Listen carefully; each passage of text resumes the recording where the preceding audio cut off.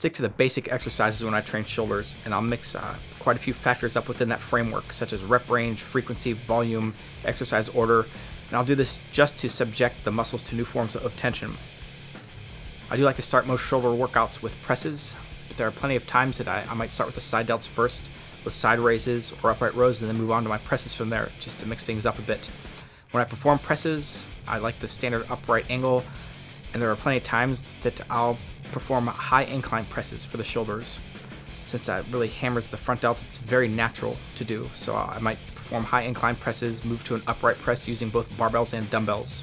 There are times where I'll squeeze at the top, but generally speaking, I don't lock out when I perform presses or movements for the shoulders, just as I wouldn't for any other body part. I keep tension on the muscle, keep the weight moving, keep the tension in the sweet spot, and just really blast the muscle until it approaches failure. And of course, I'll take many sets to failure in that fashion. What you'll find if you keep the weight moving and you don't squeeze is you're actually going to fail a lot quicker with a given weight. If you can perform a given weight for 10 repetitions, I'd be willing to bet that you fail at around 6 or 7 repetitions if you keep the weight moving. And that right there should tell you just how much more stimulation the muscle is subjected to, as opposed to locking out and squeezing. How often I train the shoulders, including the volume of sets, is going to be based on my split at any given time. I might train the shoulders only once every 2 weeks when I'm on my power-based routines where I'm trying to increase my strength. And there are other times to where I'm focusing more on development, getting a good pump, I'm not going so heavy, and I might work the shoulders twice a week. So when I do that, usually what I'll do is I'll focus on presses the first time for the first workout, and then I might focus on the side delts and side raises and upright rows for the second workout. One of my favorite exercises for the side delts is a single arm upright row with a dumbbell. I feel this exercise is outstanding. I get a great pump in the side delts from this. I also feel it's easier on the rotator cuff. There's less of a chance of shoulder impingement, and it's just much more natural. I can also shift the peak tension around with this movement just by angling the body a bit, and overall I feel I can work the side delts through a fuller range of motion with a single arm dumbbell upright row.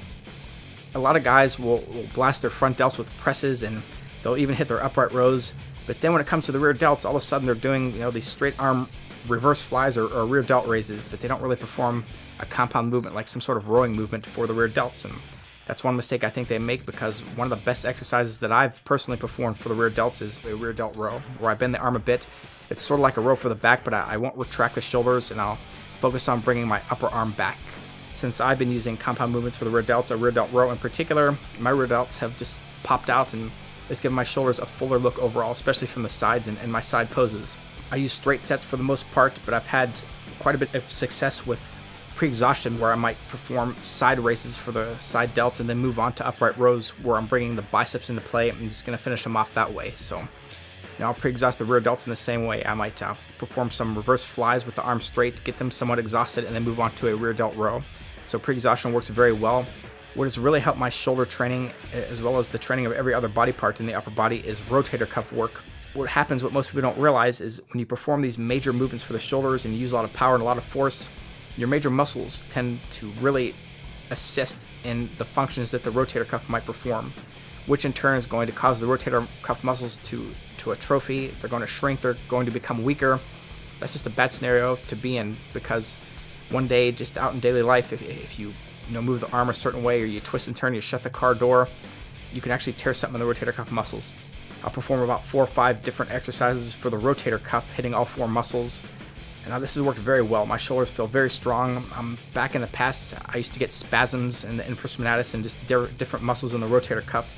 And since I've been performing this way, performing rotator cuff work, I don't experience those spasms at all anymore. So little muscles in the rotator cuff area, they need to be worked, and the same thing with the hips. Whenever I do quadriceps training, I'll perform hip work, and you got to work those little muscles. That's going to strengthen all your core lifts. It's going to make you stronger for those core lifts, and of course that in turn is going to allow you to progress in terms of development. So you got to work the rotator cuff, and you got to work it thoroughly.